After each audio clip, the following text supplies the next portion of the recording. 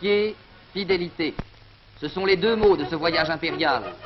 6 ans lourds d'événements ont passé depuis la dernière visite à la France de Sa Majesté le Sultan, sans rien changer à l'union franco-marocaine. Mais aujourd'hui, la visite de Sa Majesté Sidi Mohamed Ben Youssef s'effectue sous le signe de la victoire. De Casablanca, au milieu du déploiement traditionnel qui entoure les visites des souverains, le croiseur Gloire va transporter à Cherbourg Sa Majesté chérifienne, accompagné de son fils aîné, Moulay Hassan.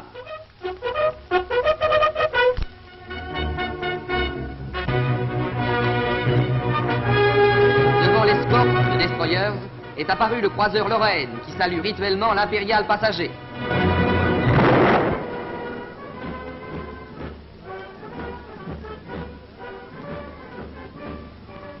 Voici Cherbourg, Cherbourg, premier coin de cette France que le sultan retrouve aujourd'hui, endeuillée mais victorieuse.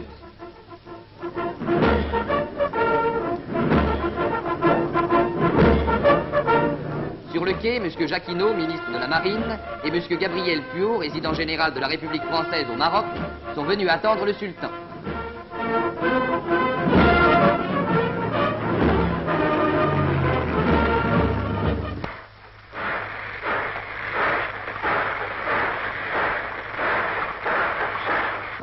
Et bientôt, c'est la gare du Bois de Boulogne, où aucun train n'est entré depuis la visite historique des souverains britanniques. Le général de Gaulle vient accueillir l'hôte de Paris, rencontre attendue qui met face à face deux hommes, deux chefs qui ont tous deux, aux heures les plus tragiques, fait confiance à la France.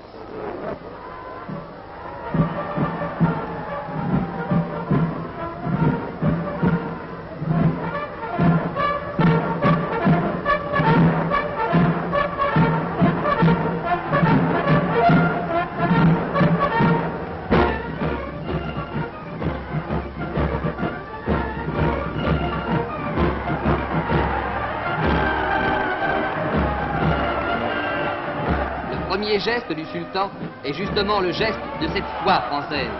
À l'heure où les problèmes de l'avenir se posent à la conscience du monde, Sa Majesté Sidi Mohamed Ben Youssef affirme de la façon la plus noble et la plus éclatante sa foi dans la pérennité de la France.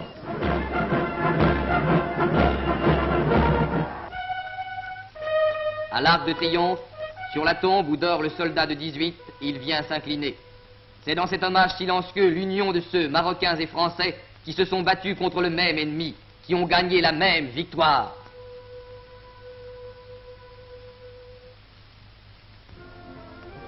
Le second geste est le geste de la piété marocaine. La mosquée élevée dans Paris reçoit la visite du croyant. C'est l'honneur du Maroc d'avoir cru en la France, c'est l'honneur de la France d'avoir respecté, cultivé, honoré les croyances et les traditions des peuples de l'Afrique du Nord.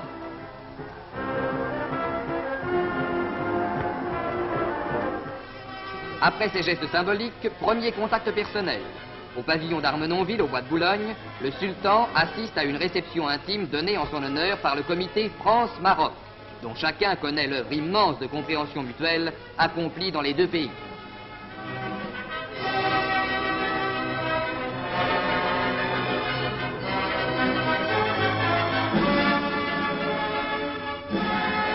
À l'hôtel Talleyrand, dont le gouvernement a fait la résidence du sultan, le général de Gaulle offre à l'hôte de la France le présent auquel un cavalier et un Marocain puissent être le plus sensibles.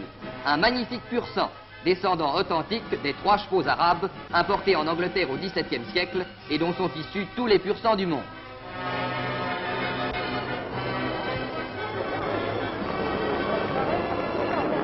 Et c'est d'autres pur-sangs qu'à Hauteuil va pouvoir admirer devant la foule la plus élégante Sa Majesté Sidi Mohamed Ben Youssef.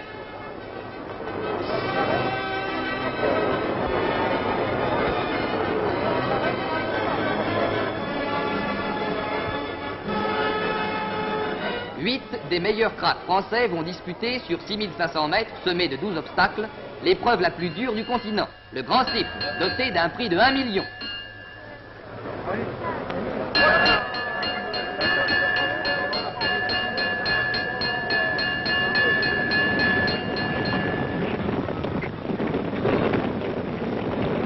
Des yeux, Sa Majesté et son fils suivent les deux favoris, Boum et Murigot, qui luttent côte à côte.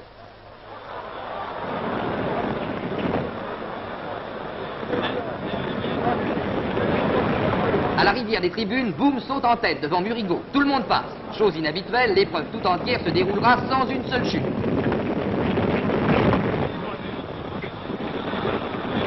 Maintenant, Murigo a pris la tête. À la double barre, Boum est troisième et semble peiner. Le favori va-t-il abandonner?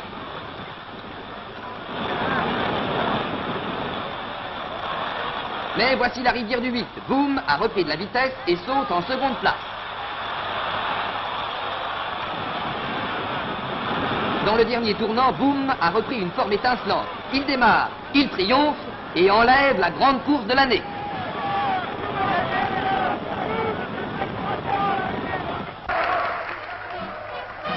Et voici la plus belle page du prestigieux voyage. Place de la Concorde, sous un soleil de victoire, Sa Majesté le Sultan va assister à la fête triomphale de l'armée française. Accompagné de M. Bidault, ministre des Affaires étrangères, il prendra place à la droite du général de Gaulle.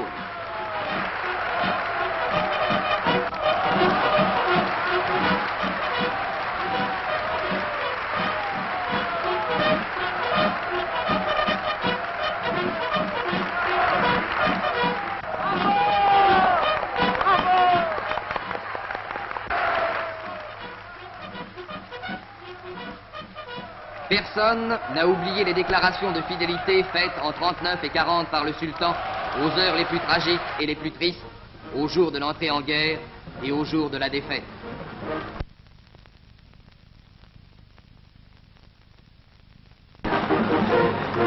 Six ans ont passé. Aujourd'hui, l'homme du destin et l'homme de la fidélité, le général de Gaulle et le sultan du Maroc, reçoivent du général Koenig, l'homme de Bir Hakeim, le salut des armées de la République. Pour la première fois depuis 1919, les troupes emplissent de leur pas cette voûte immense, couverte de noms de victoire, cette voûte sonore qu'emplit le silence d'une seule tombe. Tous, ils passeront sous cette arche, ceux qui s'instruisent pour vaincre et celles à qui l'armée a fait place. Tous ceux et toutes celles qui eurent leur champ de bataille sur terre, sur mer, dans le ciel, pour horizon le devoir, pour chemin le combat.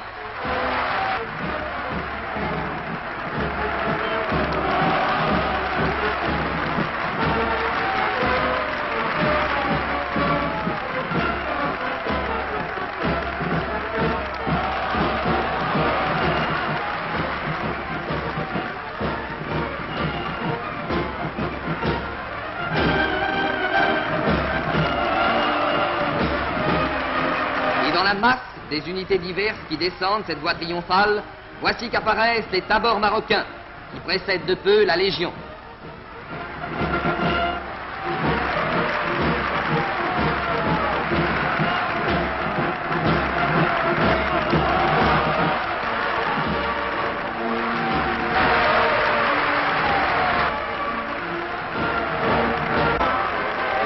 Le général de Montsabert va présenter au premier des Français et au premier des Marocains ses troupes d'Afrique, venues par la Tunisie, l'Italie et la France jusqu'au cœur de l'Allemagne et qui ont de leurs mains et de leur sang contribué à faire une victoire.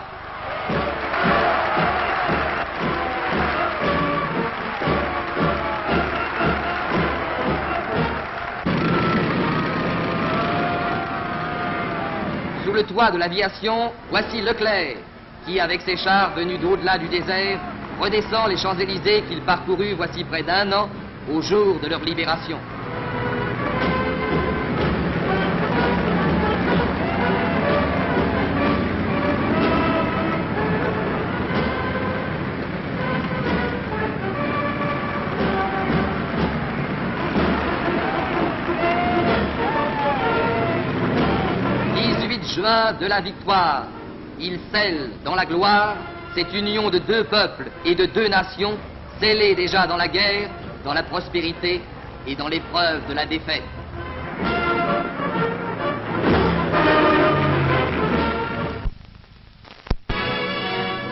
Cette union dans la victoire, elle va se traduire maintenant dans le voyage qui va mener le souverain par Strasbourg jusqu'au cœur de l'Allemagne, jusqu'en Autriche.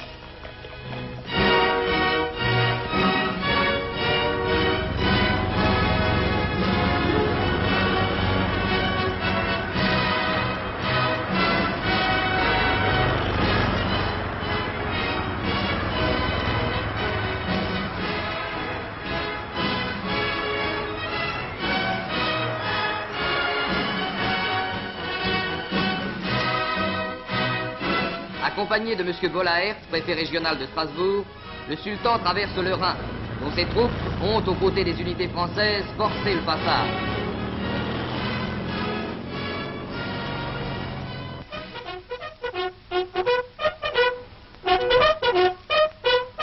Première station en Allemagne occupée, voici Rottweil, où le général de Montsaber, commandant les troupes d'Afrique, vient saluer Sa Majesté Sidi Mohamed Ben Youssef et M. Gabriel Puot, résident général de la République française au Maroc.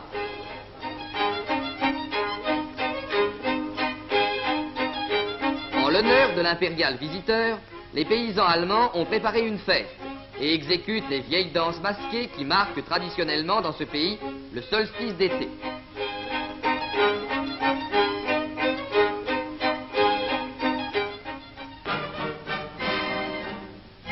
Constance marque la frontière entre l'Allemagne et l'Autriche. C'est là que le général Delattre de Tassigny, qui commande la première armée française, fait au sultan, au milieu du peuple vaincu, une réception inoubliable.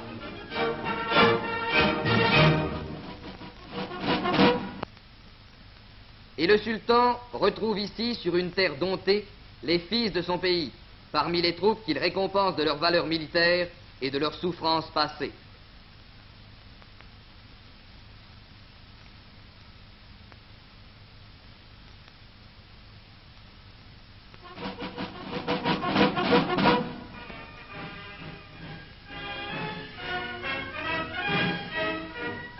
À travers le lac de Constance, le sultan, accompagné du général Delattre de Tassigny et du résident général, gagne à bord d'un bateau qui porte le nom glorieux de la première armée, la terre d'Autriche. Cette promenade jusqu'aux confins de l'Allemagne vaincue, le sultan peut ici en évaluer le sens profond, la victoire authentique de la France.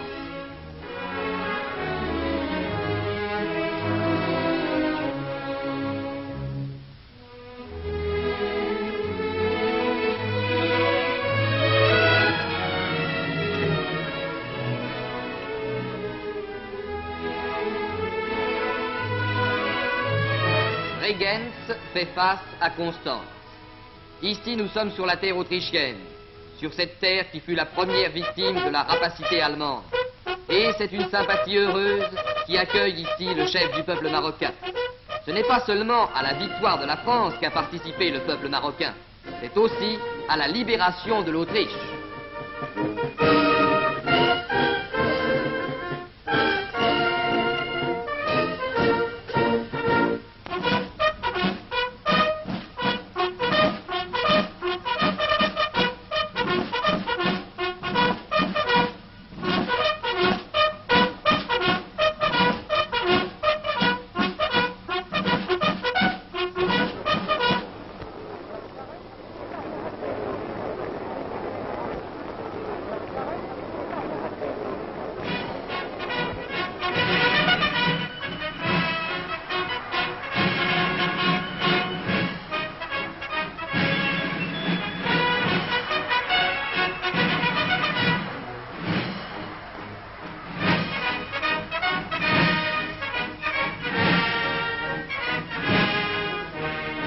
Sur cette terre d'Autriche qui retourne à ses destins, Sa Majesté Sidi Mohamed Ben Youssef reçoit comme à Rabat le salut de son peuple, car son peuple est là, avec ses guerriers magnifiques, dont le courage et la valeur ont été parmi les artisans de la victoire.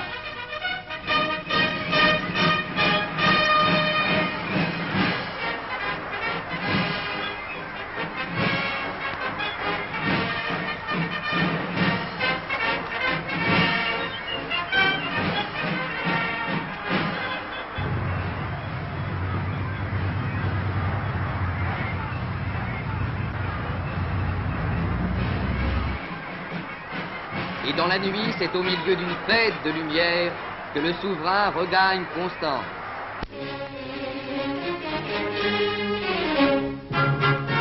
Sigmaringen marque une station de choix dans ce voyage triomphal.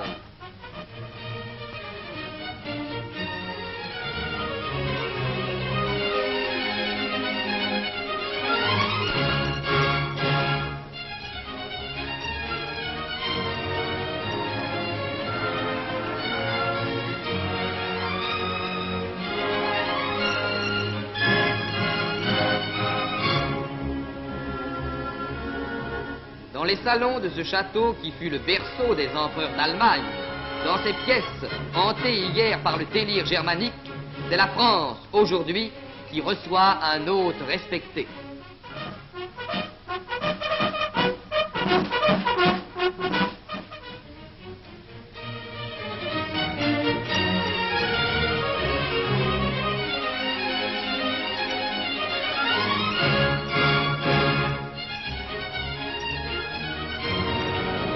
Sur la route du retour, le sultan traverse Stuttgart, capitale du Württemberg, conquise de haute lutte par les troupes de Lattre, où le général Guillaume lui présente les troupes de son pays.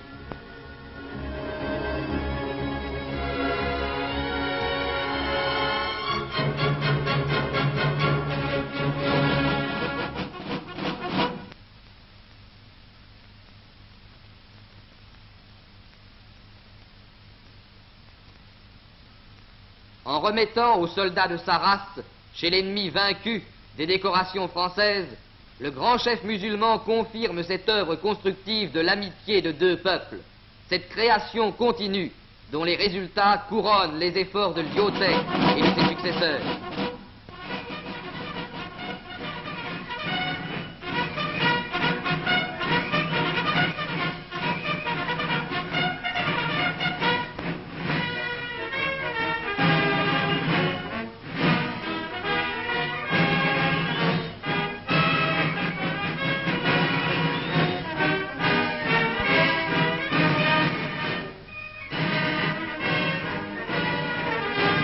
Et M. Gabriel Puot, résident général de la République française au Maroc, pourra évoquer devant le spectacle des troupes marocaines la communauté des destins qui lie le Maroc à la France.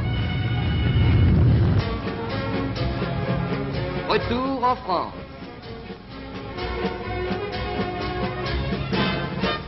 Nancy fait un accueil enthousiaste au sultan du Maroc. Dans ses décors grandioses et délicats, la capitale de la Lorraine remercie par toutes ses voix le chef d'un peuple qui, en dépit des avatars de la guerre, a montré la qualité la plus sensible au cœur lorrain, la fidélité.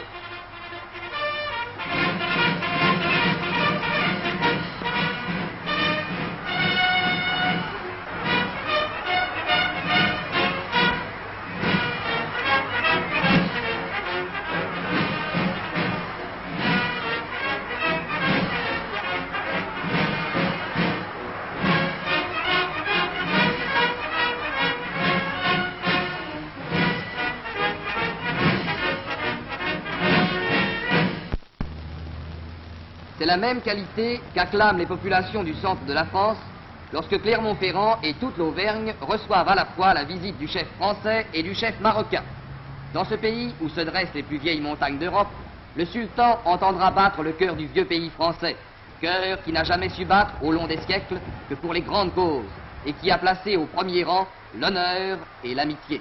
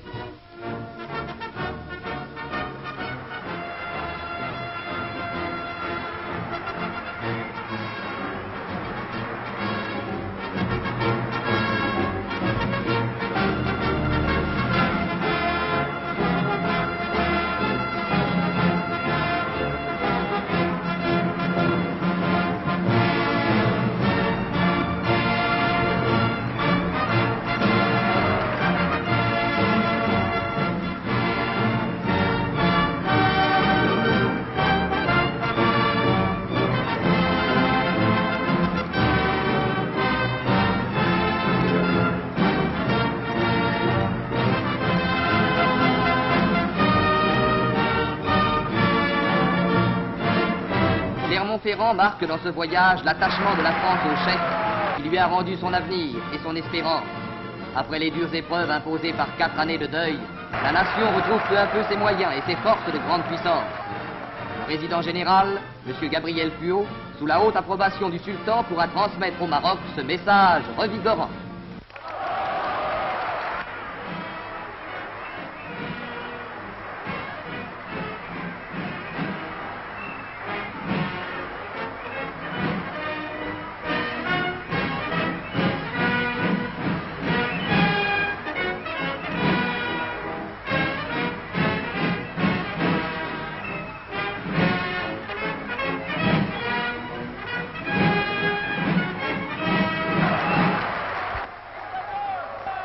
Aux usines Michelin, où le général de Gaulle vient dire aux ouvriers la confiance du pays, Sa Majesté Sidi Mohamed Ben Youssef a pu voir de quelle foi aussi est animé le peuple des travailleurs.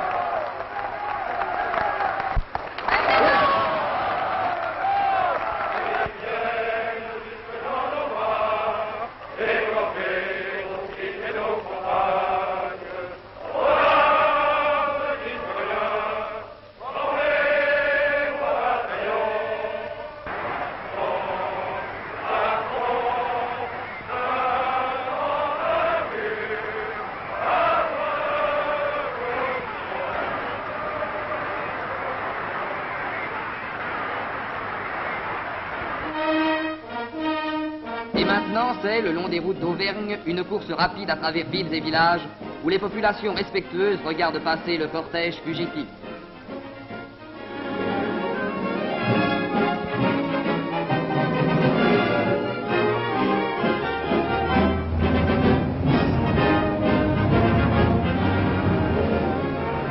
À Aurillac, l'hôte de la France est reçu par des démonstrations enthousiastes.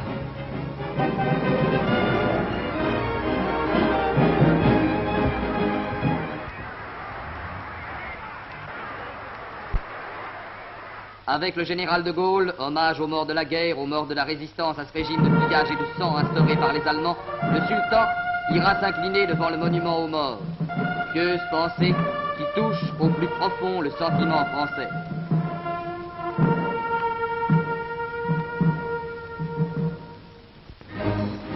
Puis, le barrage de Saint-Étienne, quant à l'Est, retiendra l'attention du souverain.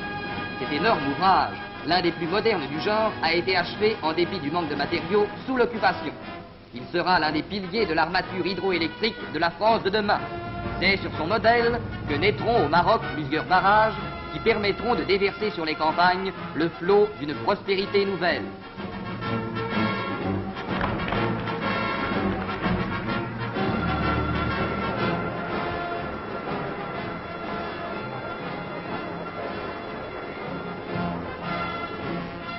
Le voyage est fini, le sultan a quitté la France pour retrouver son peuple.